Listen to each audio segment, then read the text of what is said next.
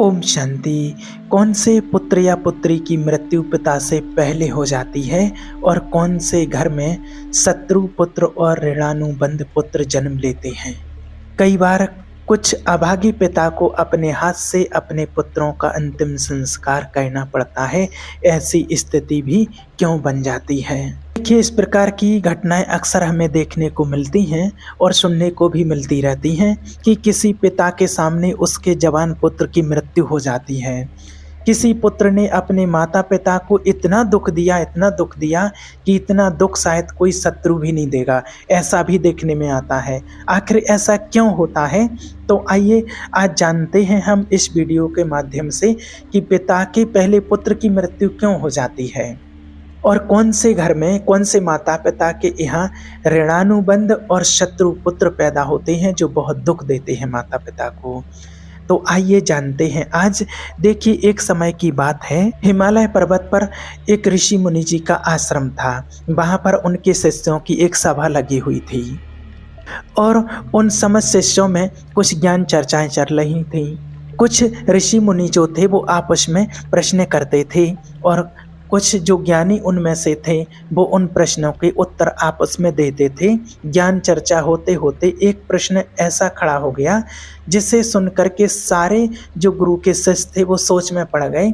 और वो प्रश्न यह था कि मृत्यु लोक में कुछ पुत्रों की मृत्यु पिता से पहले क्यों हो जाती है और कुछ पुत्र माता पिता को दारुण दुख क्यों देते हैं। ऐसा क्यों होता है?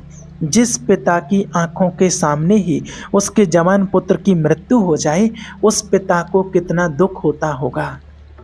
होना यह चाहिए कि पहले पिता की मृत्यु हो और पुत्र ही पिता का अंतिम संस्कार करे। लेकिन कई बार कुछ अभागे पिता को अपने पुत्र का अपने हाथों से अंतिम संस्कार करना पड़ता है।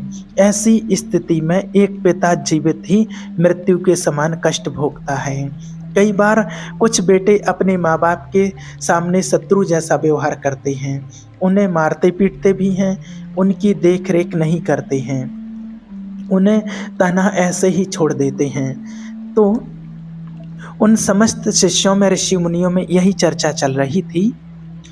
किसी के समझ में नहीं आ रहा था कि आखिर ऐसा होता क्यों है, इसका कारण क्या है।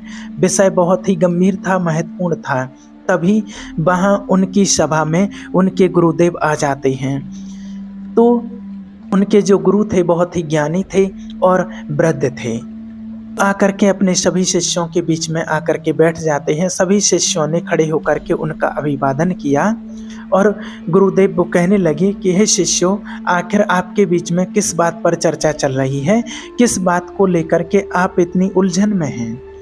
तब उनमें से एक शिष्य खड़े होकर के कहते हैं, गुरुदेव, हम यह जानना चाहते हैं कि हमारे बीच में आज का जो संवाद है वो ये है कि पिता से पहले पुत्र की मृत्यु आखिर क्यों हो जाती है, ऐसा क्यों होता है। तो फिर गुरुदेव बोले कि शिष्यों, सनातन धर्म के अनुसार, शास्त्रों के अनुसार यह जीवन पिछले जन्म के, अभी हमारा जो जन्म है, ये जीवन है, ये पिछले जन्म के जीवन के कर्मों के आधार पर होता है। और ऐसा भी नहीं है कि हमारा पूरा जीवन ही पिछले जन्म के कर्मों पर आधारित हो, लेकिन पिछले जन्म का हमारा कुछ हिसाब किताब अगर बाकी रह जाता है तो वह हमें इस जन्म में पूरा करना पड़ता है। तो पहले हमें ये समझना होगा कि हमारा कर्म ही हमारी गति तय करता है, अर्थात आपके द्वारा किया गया कर्म ही आपके भविष्य को निर्धारित करता है। गुरुदेव कहते हैं कि हे शिष्यों, कर्म भविष्य को निर्धारित करता है और कर्म 4 प्रकार के होते हैं। नंबर 1 संचित कर्म, नंबर 2 प्रारब्ध कर्म, नंबर 3 है आगामी कर्म और नंबर 4 है वर्तमान कर्म। इन चारों कर्मों को अलग अलग फल होता है। इनमें से जो संचित कर्म होता है वह हमारे अगले जन्म में हमारे साथ रहते हैं और उन्हीं कर्मों का फल हमें कभी कभी दुख और सुख के रूप में भोगना पड़ता है। मृत्यु के बाद यह भौतिक शरीर तो नष्ट हो जाता है, लेकिन जो सूक्ष्म शरीर होता है वह जन्म जन्मांतर तक आत्मा के साथ जुड़ कर रहता है। और हमारे जितने भी सगे संबंधी होते हैं वे सभी किसी न किसी कारणवश हमारे साथ आते हैं। कभी किसी जन्म में, कभी किसी जन्म में, वे सब हमारे कर्म का हिसाब चुकाने के लिए अलग अलग रूपों में आते रहते हैं। उन गुरुदेव की बात को सुनकर समस्त शिष्य बोले, हे गुरुदेव, आपकी यह बात हमारी समझ से परे है, थोड़ा और सरल भाषा में हमें समझाइए। तो गुरुदेव बोले, हे शिष्यों, ध्यान से सुनिए, मैं तुम्हें एक अद्भुत और रहस्यमयी कथा सुनाता हूँ। इस कथा के माध्यम से आपको यह जवाब मिल जाएगा कि पुत्र की मृत्यु पिता से पहले क्यों हो जाती है और कौन से घर में ऋणानुबंध पुत्र और शत्रु पुत्र जन्म लेते हैं। तो सभी शिष्य शांति से बैठ जाते हैं और गुरुदेव कथा सुनाना आरंभ करते हैं। वो गुरुदेव कहने लगे, हे शिष्यों, एक गांव में एक किसान रहता था। उसके परिवार में उसकी पत्नी और एक लड़का था। कुछ सालों के बाद किसान की पत्नी की मृत्यु हो जाती है। जिस समय किसान की पत्नी की मृत्यु हुई थी, उस समय लड़के की उम्र मात्र 10 साल की थी। तब किसान ने अपनी दूसरी शादी कर ली। उसके बाद किसान की दूसरी पत्नी से भी एक पुत्र पैदा हुआ। संयोगवश किसान की दूसरी पत्नी की मृत्यु हो जाती है। तब किसान अपने दोनों बेटों के साथ अकेला रह जाता है। कुछ समय बाद किसान का जो बड़ा बेटा था, जो पहले वाली पत्नी से पैदा हुआ था, वह जब विवाह के योग्य हो जाता है तो किसान ने बड़ी धूमधाम से अपने बड़े बेटे का विवाह कर दिया। धीरे धीरे कुछ समय बाद किसान बीमार पड़ जाता है और बीमारी के चलते उसकी ज़्यादा हालत खराब हो जाती है और एक दिन उसकी भी मृत्यु हो जाती है। किसान का जो छोटा बेटा था, जो उसकी दूसरी पत्नी से जन्म लिया था, वह अपने सौतेले भाई के साथ रहने लगता है। बड़ा भाई अपने छोटे भाई को बड़े प्रेम से रखता है। धीरे धीरे समय गुजरता चला गया। एक दिन किसान का छोटा लड़का बीमार हो जाता है। तब उसकी हालत ज़्यादा खराब होने लगी। बड़े भाई ने कुछ आसपास के वैद्य से उसका इलाज करवाया, परंतु उसे कोई राहत नहीं मिली। अब गुरुदेव कहते हैं, ध्यान से सुनना इस बात को, बड़ी ही अद्भुत कथा है कि किन कर्मों से पिता से पहले पुत्र की मृत्यु हो जाती है। जब बड़े भाई ने अपने छोटे भाई का कई वैद्य हकीम से उपचार कराया, परंतु उसकी हालत में कोई सुधार नहीं हुआ। छोटे भाई की दिन प्रतिदिन तबीयत बिगड़ती जा रही थी। काफ़ी धन भी छोटे भाई के इलाज में खर्च हो चुका था। इलाज कराते कराते बड़ा भाई अब थक चुका था। एक दिन बड़े भाई ने अपनी पत्नी से सलाह की कि यदि मेरा छोटा भाई जो सौतेली माँ से उत्पन्न है, अगर यह मर जाए तो हमें इसके इलाज के लिए पैसा खर्च नहीं करना पड़ेगा और जायदाद में भी आधा हिस्सा हमें नहीं देना पड़ेगा। इसके हिस्से की सारी जमीन जायदाद फिर हमारी हो जाएगी। अपने भाई की जान से ज़्यादा प्यारी उसके बड़े भाई को अपनी धन दौलत और भाई की धन दौलत लग रही थी। तभी तो कहते हैं ना, बाप बड़ा ना भैया, सबसे बड़ा है रुपया। पति का सुझाव उसकी पत्नी को भी बहुत अच्छा लगा। तब उसकी पत्नी कहती है, यदि ऐसे ही हम इसे मार भी तो नहीं सकते हैं। यदि इसे मार दिया तो लोग समझेंगे कि हमने लालच बस इसे मार डाला। क्यों ना हम यह काम किसी वैद्य से करवाएं। आप जाओ और किसी वैद्य को लालच देकर उससे कहो कि इसे दवाई के बदले जहर देकर मार दें। इससे किसी को भी पता नहीं चलेगा और रिश्तेदार भी हम पर शक नहीं करेगा। सब लोग कहेंगे कि यह बीमार था, इसलिए बीमारी से मृत्यु हो गई। बड़े भाई ने पत्नी की बात मान ली और मन में विचार करने लगा कि यदि किसी से बात की जाए तो हमारा काम बन जाए। फिर क्या था, बड़े भाई ने ऐसा ही किया। उसे एक कोई निकट का घनिष्ठ वैद्य मिल जाता है। वह वैद्य पैसे का बड़ा लालची था। जब बड़े भाई ने उस वैद्य से बात की कि मुझे मेरे छोटे भाई को जहर देकर मारना है, वैद्य जी पहले हिचके, लेकिन जब किसान के बड़े बेटे ने वैद्य को 1000 मुद्राओं का लालच दिया तो वैद्य यह काम करने को राजी हो जाता है। उसका छोटा भाई बीमार तो रहता ही था। वैद्य उसका उपचार करने के बहाने से उसे देखने के लिए आता था और उसका इलाज करने के बहाने उसे जहर देकर चला जाता है। जहर के प्रभाव से तत्काल उसकी मृत्यु हो जाती है। अपने छोटे भाई की मृत्यु पर दोनों पति पत्नी बहुत खुशी मनाते हैं और सोचने लगे, अब तो रास्ते का कांटा निकल गया, इसके हिस्से की सारी जमीन जायदाद अब हमारा अधिकार हो गया है। वे दोनों बहुत प्रसन्न होते हैं। और याद रखना, आप सभी, जो खुशी दूसरे की दुख की बुनियाद पर होती है, जो धन दूसरों की हिंसा करके कमाया जाता है, वह धन कभी आपको सुख नहीं दे सकता है। और जो लोग दुख देकर सुख पाने की कामना करने वाले होते हैं, उनके यहाँ एक दिन महाभयानक दुख आता है। इस प्रकार अपने बड़े भाई ने अपने छोटे भाई को मार डाला और उसकी सारी धन संपत्ति पर अपना अधिकार जमा लिया। किसी रिश्तेदार को भी इस बात का संदेह नहीं हुआ। रिश्तेदार तो यह सोच रहे थे कि यह कितना अच्छा भाई है, अपने सौतेले भाई का कितना उपचार कराया, कितनी देखभाल की, कितनी सेवा की, पर बेचारा उसे बचा नहीं सका। क्या करता, रोग ही ऐसा असाध्य था, बेचारे की मृत्यु हो गई है। दुनिया वालों को क्या पता था कि वह मरा नहीं बल्कि उसे मारा गया है। बड़ा भाई पूरे विधि विधान से उसका अंतिम संस्कार भी कर देता है। धीरे धीरे समय निकलता चला गया। फिर कुछ महीनों के पश्चात उस किसान के बड़े लड़के की पत्नी को एक लड़का पैदा होता है, एक लड़का जन्म लेता है। बेटे की खुशी में दोनों पति पत्नी बहुत प्रसन्न होते हैं। बड़ी धूमधाम से उस लड़के का जन्मदिन मनाया जाता है।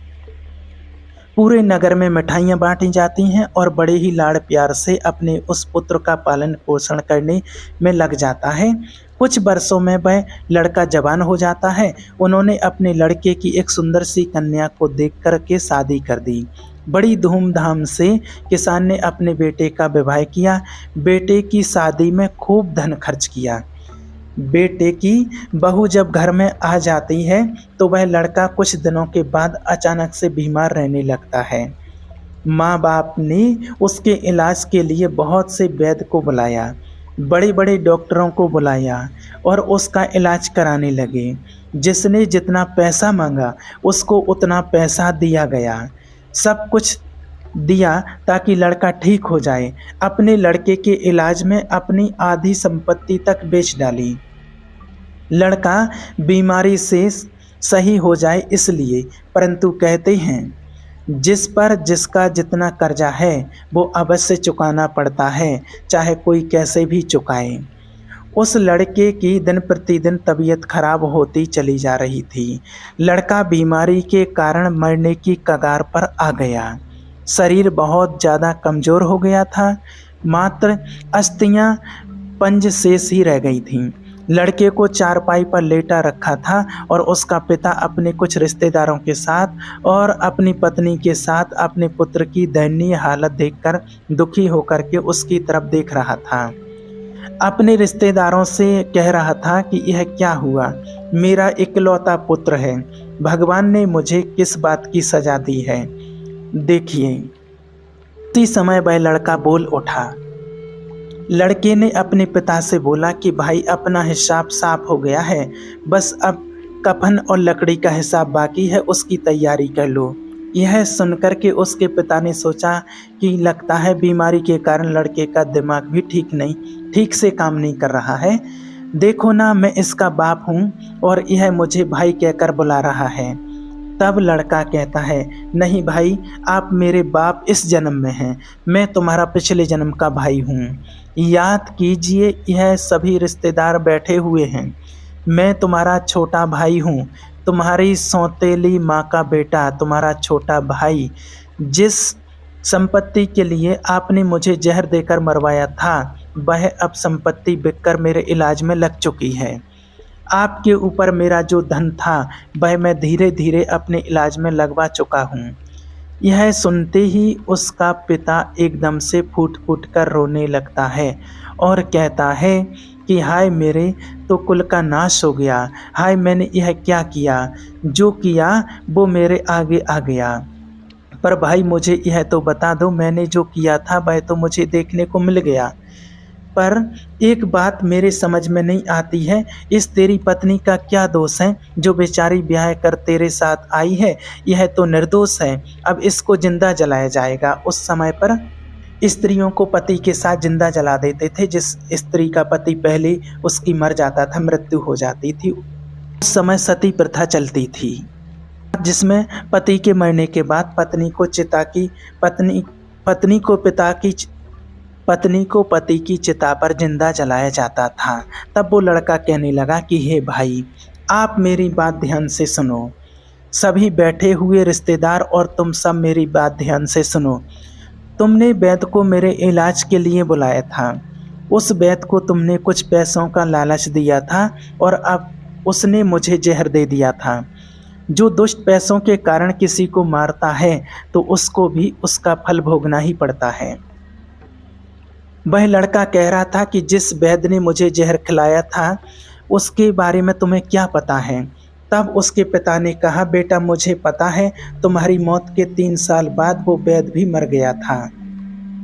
लड़के ने कहा कि वही वैद्य यह पत्नी के रूप में मेरे घर में आया है, मेरी पत्नी बन करके। मेरे मरने पर अब इसे जिंदा जलाया जाएगा, इसको भी इसके कर्मों का फल अवश्य भोगना पड़ेगा। हमारे जीवन में आने वाले पात्र और प्रत्येक घटनाएं हमारे ही कर्मों की उपज होती हैं। हम जैसा बोते हैं वैसा ही हमें काटने को मिलता है। आज नहीं तो कल हमें हमारे कर्म का फल जरूर मिलेगा। जीवन के हर कठिन प्रश्न का जीवन से ही हल मिलता है। जितना गहरा कुआं होगा उतना ही मीठा जल मिलता है। ऐसा कह करके वो किसान का पुत्र मृत्यु को प्राप्त हो जाता है। उस किसान का दूसरा कोई पुत्र नहीं था, उसकी सारी संपत्ति का नाश हो जाता है। उसकी मृत्यु के बाद जो उसकी पत्नी थी उसको भी उसके साथ जिंदा जला दिया गया। उस वैद्य को भी उसके कर्म का फल मिल जाता है। जिसने लालच बस उस किसान पुत्र को जहर दिया था, वह वैद्य मरकर उसकी पत्नी बना था। उसे भी मृत्यु के महाभयंकर कष्ट से होकर के गुजरना पड़ा। इसलिए आपको बताएं कि इस दुनिया में देखिए 4 प्रकार के पुत्र होते हैं और जो जो काम उसने किए हैं उन कामों का भुगतान भी किया जाता है।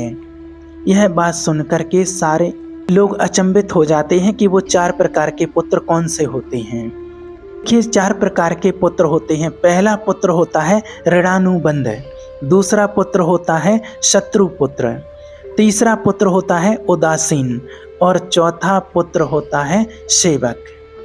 ध्यान रखिए, जो पहले 2 पुत्र हैं ऋणानुबंध पुत्र और शत्रु पुत्र, ये दोनों पुत्र आपके कर्मों के अनुसार ही आपके घर में जन्म लेते हैं, तो इनकी मृत्यु पिता से पहले हो जाती है। अगर किसी पुत्र की मृत्यु पिता से पहले हो जाए तो समझ लेना कि वो ऋणानुबंध और शत्रु पुत्र पैदा हुआ है। प्रचलित मान्यताओं के अनुसार यदि आपने अपने पूर्व जन्म में किसी को भी किसी भी प्रकार का दारुण दुख पहुंचाया है और वह व्यक्ति आपसे किसी भी तरह का बदला लेना चाहता है, लेकिन वो किसी कारण बस बदला नहीं ले पाता क्योंकि वो कमज़ोर था और वह इसी तरह तड़प तड़प कर मर जाता है, तो निश्चित मानिए वह व्यक्ति इस जन्म में आपका पुत्र बनकर लौटेगा और फिर वह अपना बदला पूरा जरूर करेगा और आपको अपने ही पुत्र की मृत्यु देखनी पड़ेगी। जरा सोचिए, अगर किसी के सामने उसके पुत्र की मृत्यु हो जाती है तो उस पिता को कितना असहनीय दुख होता है। इसका मतलब यह होता है कि यदि आपका पुत्र आपको मृत्यु तुल्य कष्ट दे रहा है तो समझ लेना कि आपके पिछले जन्म का वह शत्रु हो सकता है या वह व्यक्ति हो सकता है जिसको आपने कभी मृत्यु तुल्य कष्ट दिया होगा। ऐसी संतान आपके जीवन को हर तरह से कष्टों से भर देती है, आपका जीवन नरक बना देती है।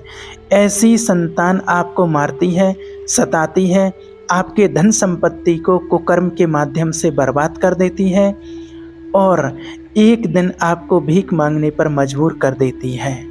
तो इसलिए पिता से पहले वही 2 पुत्र मरते हैं जो ऋणानुबंध होते हैं और जो पुत्र शत्रु होते हैं। अपने कर्मों का लेखा जोखा पूरा करने के लिए किसी के यहाँ आकर के जन्म धारण करते हैं। गीता में श्री कृष्ण जी ने अर्जुन से कहा है कि हे अर्जुन, इस संसार में जितने भी रिश्ते नाते हैं वे सभी पिछले कर्मों के अनुसार प्राप्त होते हैं।